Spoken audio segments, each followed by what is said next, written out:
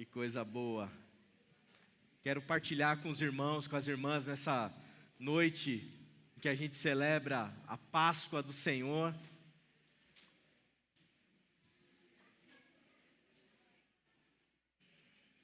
Um texto que está lá em Romanos capítulo 3, verso 3.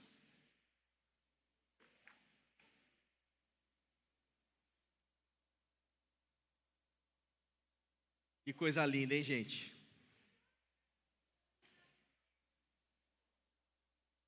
Um texto muito conhecido de todos nós, e eu quero, de alguma maneira, pedir para que o Senhor me use, para que a gente possa refletir sobre o que significa experimentar o ressuscitado na nossa vida. Romanos 3:23, o apóstolo Paulo vai dizer: pois todos pecaram e estão destituídos da glória de Deus. Novamente, pois todos pecaram e estão destituídos da glória de Deus. Quero te convidar a orar comigo. Pai, fala mais uma vez aos nossos corações, Pai.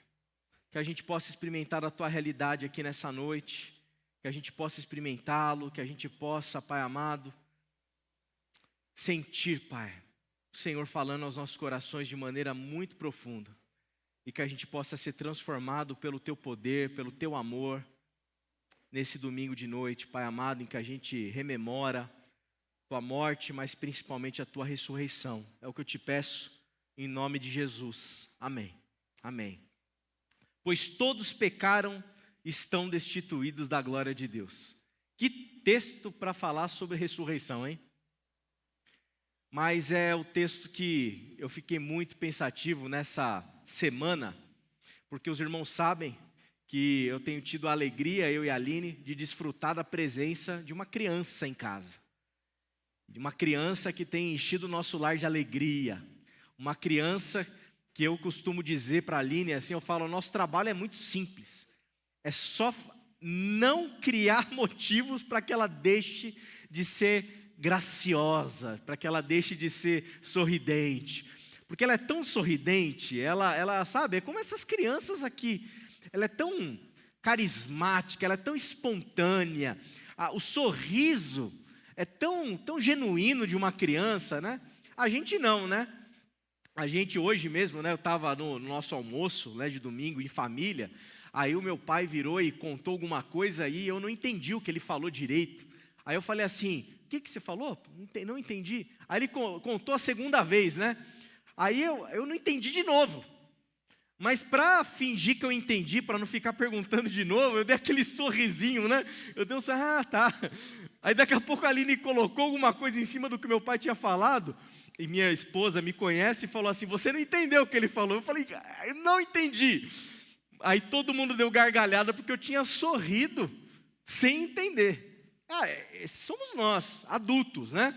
A gente sorri às vezes sem entender, a gente vai e toca o barco. Criança não. A criança, quando ela sorri do fundo da alma dela.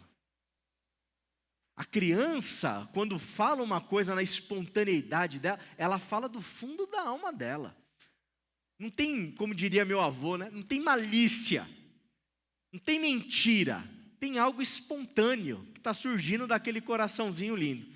E o que me parte o coração e me dói, eu falo isso como pai, mas falo também com certeza em nome de cada um desses pequeninos que se apresentou aqui. O que dói é saber que essas crianças um dia elas vão sofrer. O que me dói é saber que um dia o sorrisinho da Anne vai ser maculado por um amor não correspondido, quem sabe. O que me dói é saber que o sorriso da minha filhinha e bem como de todas essas crianças vai sofrer, vai deixar de sorrir, vai deixar de se expressar em alegria e vai substituir o sorriso pelo choro. Às vezes porque alguém traiu, porque alguém magoou, porque alguém debochou. É triste a gente falar sobre isso, mas não é verdade? Infelizmente a gente aqui adultos, a gente sabe que a vida, infelizmente ela não é só sorriso.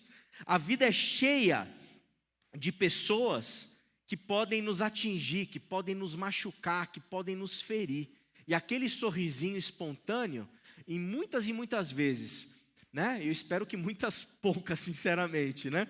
Mas eu sei que vai ter dias que eu vou ter que sentar com a minha filhinha e falar: filhinha, por que você está chorando? Por que você está triste? O que aconteceu na escola? E ela vai contar para mim uma história, vai falar que alguma amiguinha virou a cara para ela, vai contar que ela estava gostando de um menininho, o menininho não está nem aí para ela, sei lá o que vai acontecer. Mas algo vai acontecer que vai atingir o coração dela. Essa, infelizmente, é a vida, porque a gente vive num mundo em que toda a humanidade está destituída da glória de Deus. E isso significa que a gente vive num mundo que, infelizmente, é cheio de maldades. É cheio de gente, de pessoas que vão querer tirar os nossos sorrisos, que vão querer boicotar a nossa alegria, que vão querer sabotar a nossa vida. Gente que vai querer puxar o nosso tapete muitas vezes. Quando a gente olha para a história da Páscoa, a gente tem que se lembrar que ela não é tão somente a ressurreição. Existe uma sexta-feira. E nessa sexta-feira existe um Judas que está tramando a traição do Filho de Deus. Está vendendo o seu Salvador, está vendendo o seu amigo por 30 moedas de prata. Isso é a Páscoa, existe traição. Portanto, irmão e irmã, todos nós aqui sem exceção, mas de maneira particular aqui pensando nessas crianças, elas serão alvo de inveja. Não dói o coração seu? Se coloca, você que é pai, mãe, né? Joyce, eu estou vendo aqui vocês, né? Quem está com filhos aqui, Gi, Alex, né? Não dói o coração saber que isso vai acontecer? Que essas crianças vão ser traídas. Não dói o coração que vão falar mal delas pelas costas. Olha que coisa feia, que coisa dura, difícil. Não dói o coração saber que vão debochar, que vão diminuir, muitas vezes, os nossos filhos. Mas é isso, o mundo, infelizmente, pelo pecado da humanidade, é um mundo mau, cheio de pessoas que são más, cheio de pessoas que são muitas vezes pervertidas e que nos afetam, que nos atingem. E longe de mim aqui querer pagar de santo e santificar todos nós também em alguma medida reproduzimos isso. Nós em alguma medida também reproduzimos essas lógicas que nos afetam, que nos machucam, e a gente, portanto, também nós somos aquelas pessoas que machucam, que atacam, que ferem, que na nossa língua, às vezes escorre, né, um veneno. Eu tenho um tio meu que às vezes a gente está numa conversa, daí ele vai falar alguma coisa mal de alguém, aí ele brinca assim: opa, deixa eu limpar o veneno aqui que está escorrendo. É a gente. Nós somos esses seres humanos. A pergunta que eu tenho para fazer aqui para a gente nessa noite, diante desse fato tão triste que eu estou partilhando, que todos nós pecamos, todos estamos destituídos da glória de Deus, todos estamos em um outro lugar diferente desse Jesus, que morreu, que ressuscitou por amor. Como que a gente conserta esse negócio? Como que a gente consegue achar uma alternativa, um caminho para a gente poder experimentar uma coisa diferente? Como que a gente consegue fazer com que a nossa vida, o nosso mundo, a nossa caminhada, nós sejamos capazes de alguma maneira, contagiar a existência, mudar as lógicas, para amenizar, para diminuir, para conter a maldade? Eu acho que a gente aprende isso com o próprio Paulo, que sabiamente disse que nós estávamos destituídos da glória de Deus. Atos 22, 6, 16, conta para a gente uma história. Uma história de um ser humano chamado Saulo, que se encontra com o ressuscitado, que se encontra com Jesus vivo, com Jesus depois da ressurreição. O texto diz o seguinte, que por volta do meio-dia, Paulo está narrando aqui, eu me aproximava de Damasco, quando de repente uma forte luz vinda do céu brilhou ao meu redor. Caí por terra e ouvi uma voz que me dizia: Saulo, Saulo, por que me persegue? Então perguntei: quem és tu, Senhor? Ele respondeu: eu sou Jesus, o Nazareno, a quem você persegue. Os que me acompanhavam viram a luz, mas não entenderam a voz daquele que falava comigo. Assim perguntei: que devo fazer, Senhor? O Senhor disse: levante-se e entre em Damasco, onde será dito o que você deve fazer.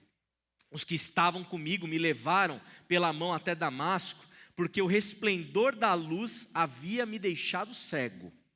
Um homem chamado Ananias, fiel seguidor da lei e muito respeitado por todos os judeus que ali viviam, veio ver-me e, pondo-se junto de mim, disse: irmão Saulo, recupere a visão.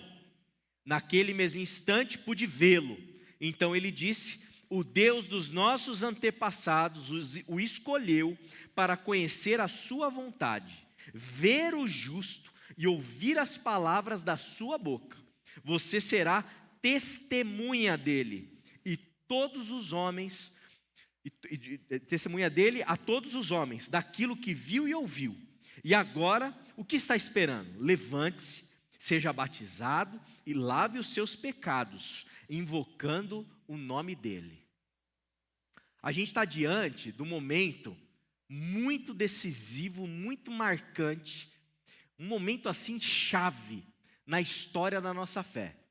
É o momento em que Saulo, esse Saulo que era fariseu, que era alguém respeitadíssimo dentro da religião judaica, alguém que era zeloso da lei judaica, zeloso do nome de Deus, ele era tão zeloso ao ponto de perseguir a igreja. Ele era perseguidor de cristãos. Saulo estava, por exemplo, quando Estevão foi ser apedrejado, Saulo estava presente. E talvez você pense assim: nossa, ele não ficou com remorso, com peso na consciência de ver, o Estevão ser apedrejado? De maneira nenhuma. Porque ele se sentia quem? Aquele que defendia e protegia o nome santo do Senhor, de Deus. Alguém que estava ali como um Elias. Lembra do Elias do Monte Carmelo?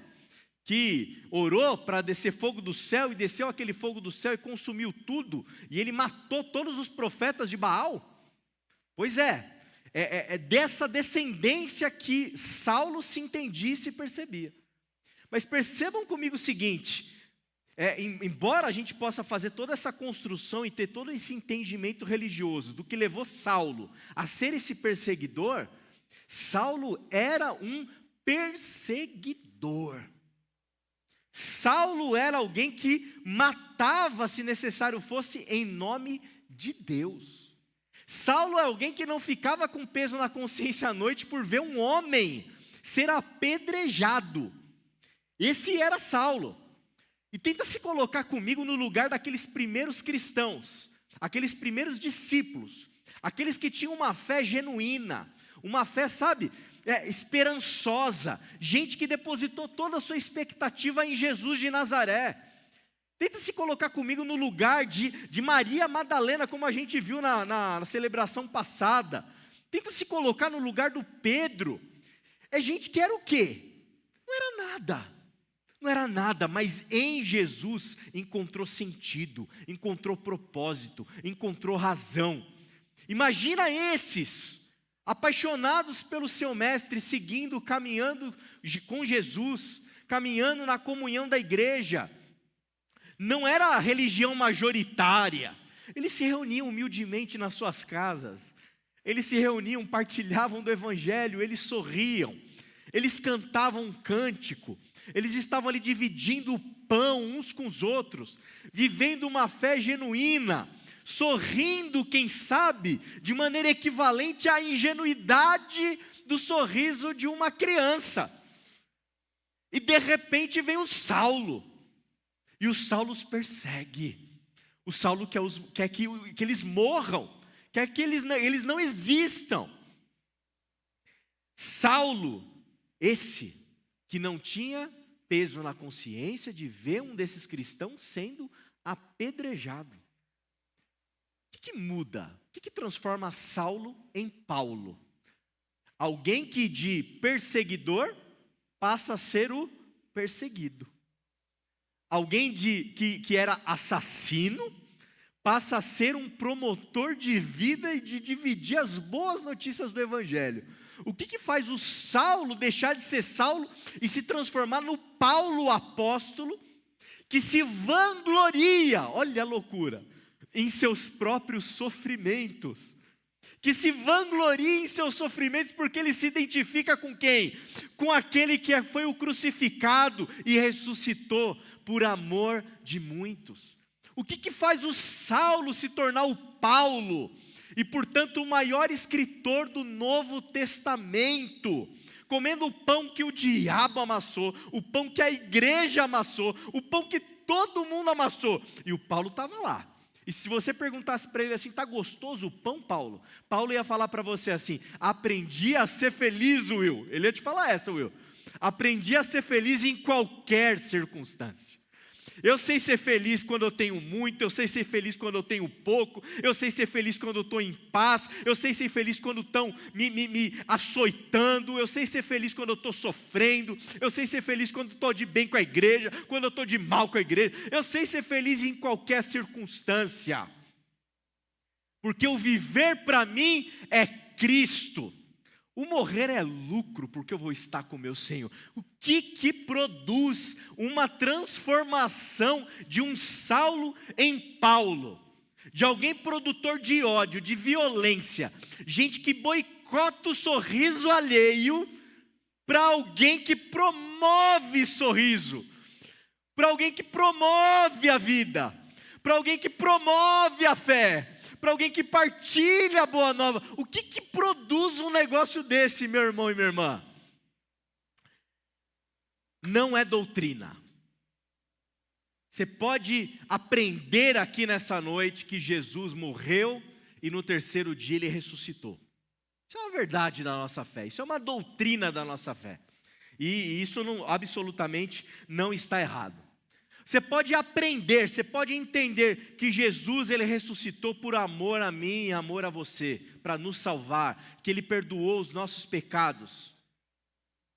Isso é uma verdade, isso é real, isso é uma doutrina que a gente sustenta, que a gente defende. Agora, saber que Jesus morreu e que ele ressuscitou, saber que Jesus morreu naquela cruz por amor a mim e a você, saber que Jesus, ele perdoa o seu e o meu pecado, saber que em Cristo Jesus há uma boa notícia, não é o suficiente. Sabe por que não é o suficiente? Porque nós precisamos nos encontrar com o ressuscitado. Nós precisamos ter uma experiência com o ressuscitado. Nós precisamos experimentar o contato em primeira pessoa com esse que vive. E é isso que eu queria te convidar nessa noite aqui, nessa mensagem muito simples. O que é a mensagem da Páscoa? É a morte na sexta-feira, a ressurreição no domingo, mas principalmente, para além de toda explicação teológica e doutrinária, é o fato e a verdade de que Jesus, ele pode ser experimentado hoje e agora em cada um de nós, porque ele vive, ele está vivo, ele não está morto, e a gente pode experimentar o poder da sua ressurreição em cada um de nós. Em outras palavras, o que eu quero te dizer, meu irmão e minha irmã, nessa noite, eu quero te dizer que aquele que vive está aqui. Está aqui. O espírito desse que vive está aqui, mais vivo do que nunca.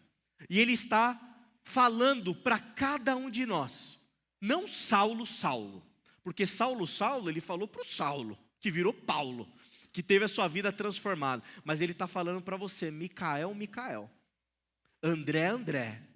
Valéria, Valéria, Ivan, Ivan, Roseli, Roseli. Ele está falando para cada um de nós. E essa experiência, que é a experiência de quando a gente se encontra com aquele que vivo está, é a experiência que tem o poder de transformar a nossa realidade e a nossa vida. Somente quando a gente experimenta, não o saber sobre, mas o escutar, aquele que é, aquele que era, aquele que há de vir, aquele que vive está, chamando você e me chamando pelo nosso nome, somente quando a gente escuta essa voz, a gente é capaz de experimentar o poder desse que está vivo, que é capaz de transformar nossa realidade e nos transformar de Saulos em Paulos, de Andrés para outro tipo de André, para que a gente seja capaz de pararmos de sermos as pessoas que boicotam os sorrisos alheios, para passarmos a ser as pessoas que promovem os sorrisos alheios. Eu tenho uma vontade muito grande, e cada dia que passa, principalmente com a filhinha, eu tenho uma vontade de experimentar cada dia mais tudo aquilo que o Evangelho tem para oferecer. Porque eu quero tentar, no meu amor paterno, mas na minha paixão pelo Evangelho, e como ministro dessa fé que eu professo, eu quero contribuir, ser movido por essa fé para que esse mundo, ele se torne um lugar seguro para cada um desses pequeninos que cantou.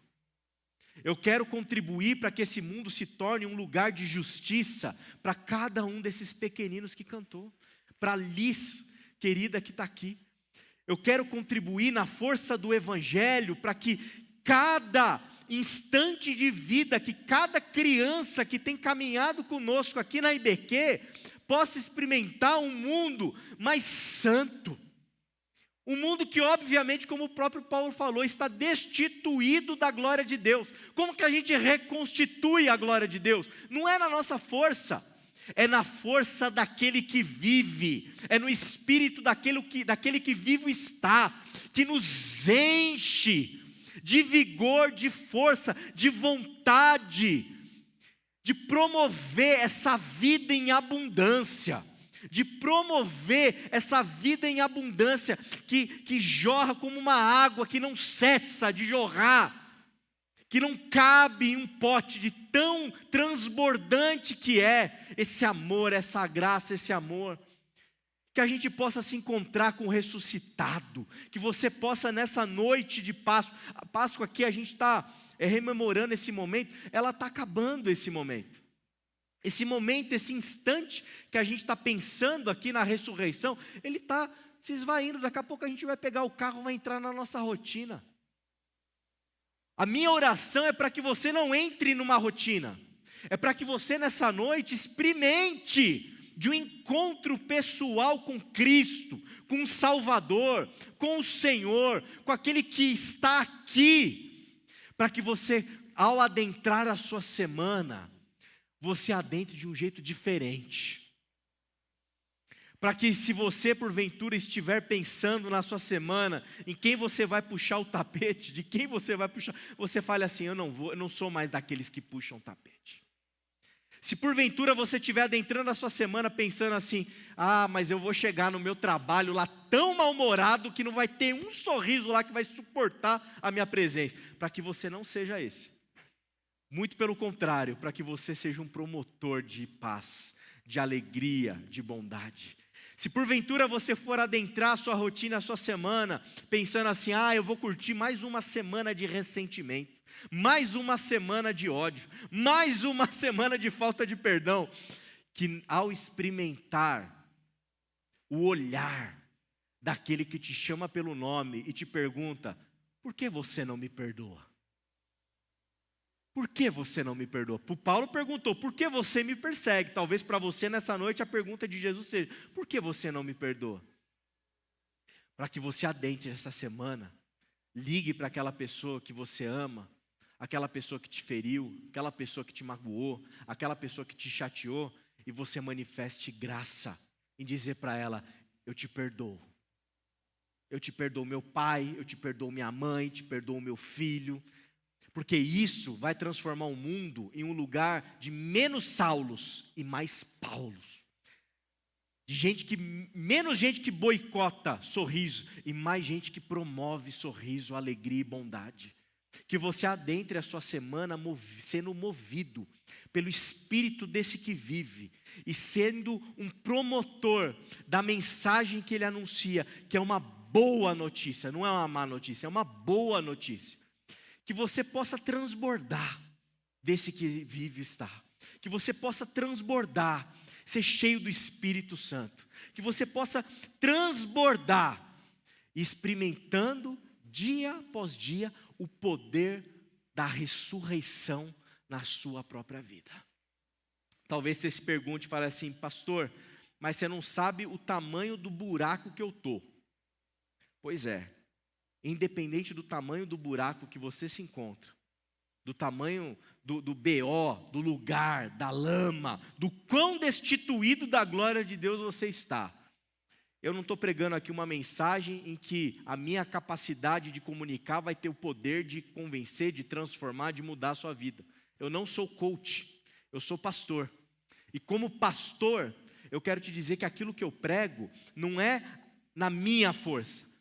É por acreditar e confiar que aquele que um dia disse para mim: André, André, ele pode dizer o seu nome, te chamar pelo nome, te encontrar e na força e no poder dele te transformar, para que você passe a ser alguém que promove o reino de Deus, alguém que promove um mundo justo, alguém que promove um mundo bom, um mundo de mais alegria e de um mundo menos boicotado dos sorrisos dessas crianças e muito mais cheio da vida abundante que há no Evangelho. Irmão, irmã, feliz Páscoa. O Senhor vive, Ele está aqui. Abra seu coração para Ele. Abra seu coração para o Espírito dEle. Deixe Ele agir na sua vida. Deixe Ele falar ao teu coração. Irmão, irmã, Ele vive, Ele ressuscitou, Ele está aqui. Abra os olhos do seu coração e se permita ser encarada pelos olhos daquele que vivo está. Deixe Ele falar com você. Talvez você vai ficar cego um tempinho, como o Paulo ficou. Talvez você vai ter que fazer uns caminhos diferentes do que você imaginava. Mas eu tenho certeza absoluta, seja lá qual for o itinerário que Jesus de Nazaré, vivo, ressuscitado, vai te conduzir, vai ser um caminho de vida. E você vai se tornar um promotor dessa mesma vida que emana desse que vive, desse que é o caminho, a verdade e a vida. Amém? Que seja assim em você, meu irmão, minha irmã querida. Eu quero te convidar a baixar sua cabeça nesse momento.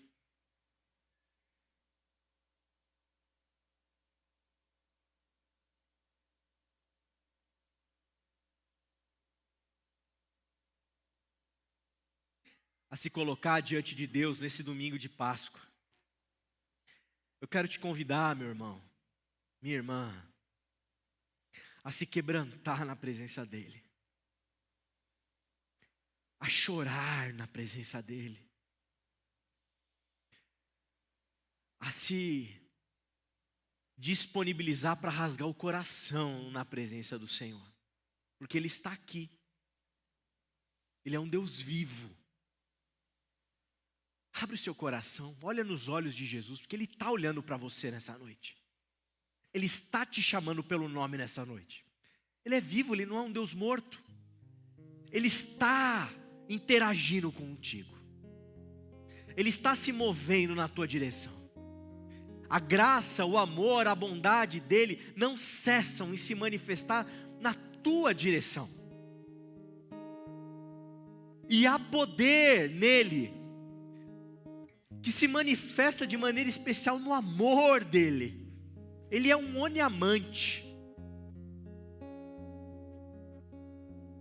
Esse Jesus está te perguntando nessa noite: por que me persegues? Por que me trai? Por que me nega? Por que não me perdoa? Por que não promove o sorriso e promove só ódio?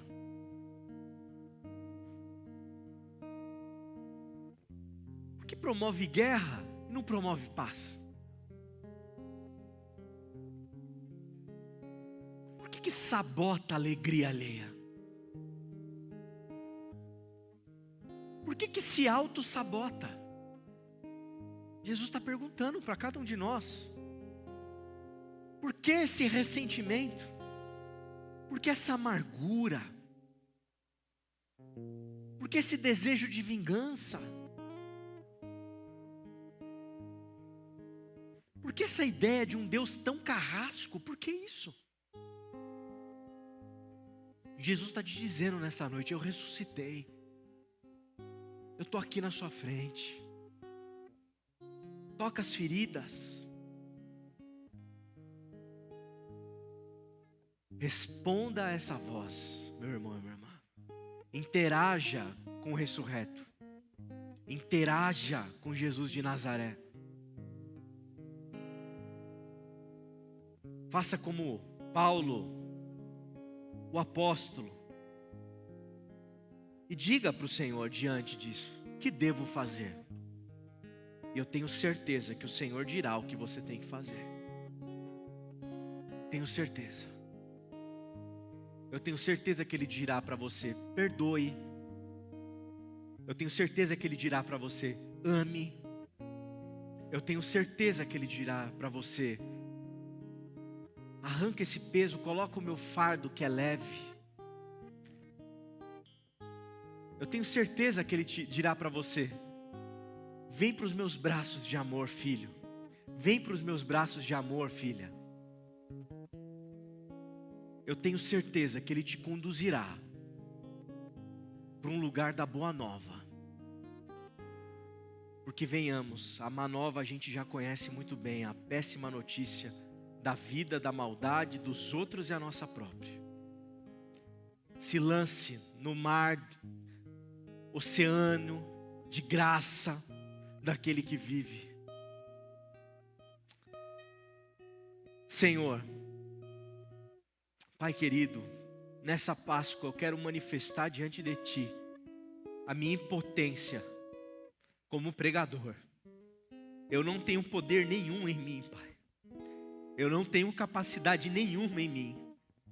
Mas eu sei que pela Tua graça e bondade, o poder do Teu Espírito Santo está se manifestando aqui nessa noite. O poder do Teu Espírito Santo, o poder daquele que vive, está agindo aqui nessa noite, transformando muitos Saulos em Paulo, rendido e prostrado. Nessa confiança é que nós oramos, Senhor, gratos a Ti, porque o poder da Tua vida continua produzindo vida.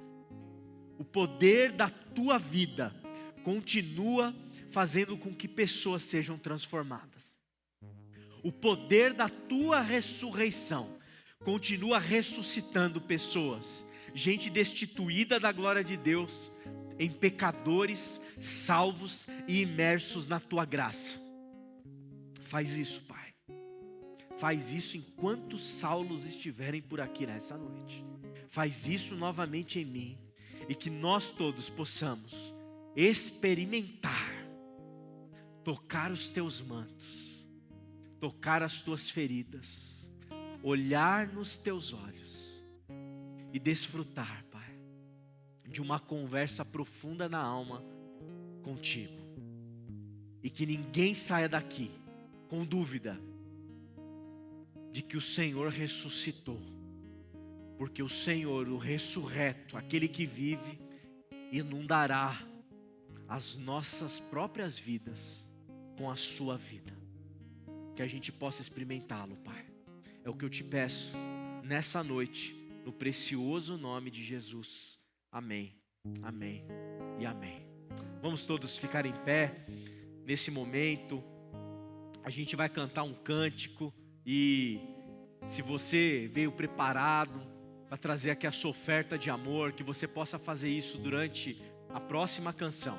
Que você possa trazer aqui teu dízimo e tua oferta com alegria, em paz, celebrando a vida que nós temos no nosso Senhor e Salvador.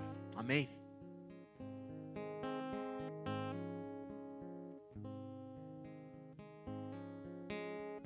Amém? Pode se sentar no seu lugar. Essa canção vai ser mais uma oração.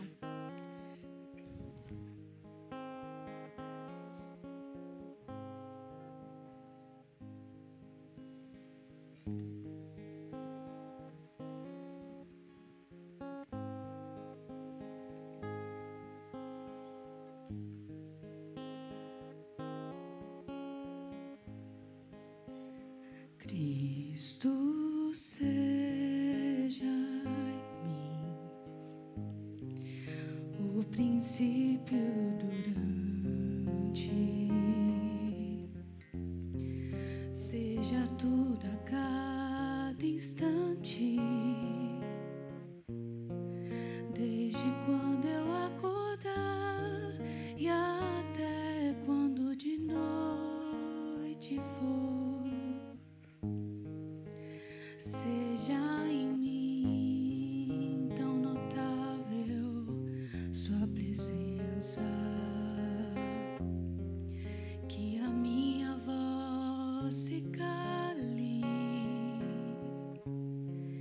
e que fale o teu amor em cada gesto meu.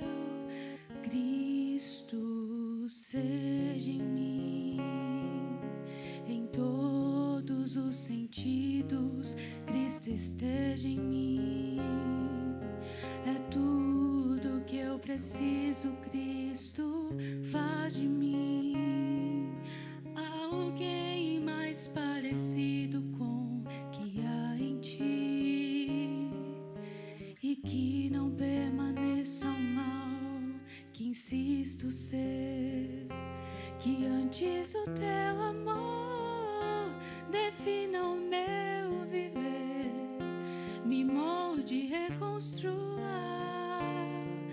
para que eu seja assim, seja Cristo sempre em mim. Porque não há outro jeito de viver, não há outro lugar onde eu mais queira estar. Jesus, tua presença é o que me faz viver, é o pão que me alimenta. Onde estaria eu se não por teu amor, sem ter tua bondade agindo em meu favor, a tua doce paz transborda em meu viver, para que outros possam ver Cristo seja em mim em todos os sentidos, Cristo esteja em mim, é tudo que eu preciso. Cristo faz de mim alguém mais parecido com o que há em ti, e que não permaneça o mal que insisto ser, que antes o teu amor defina o meu viver, me molde e reconstrua, para que eu seja assim, seja Cristo sempre em mim.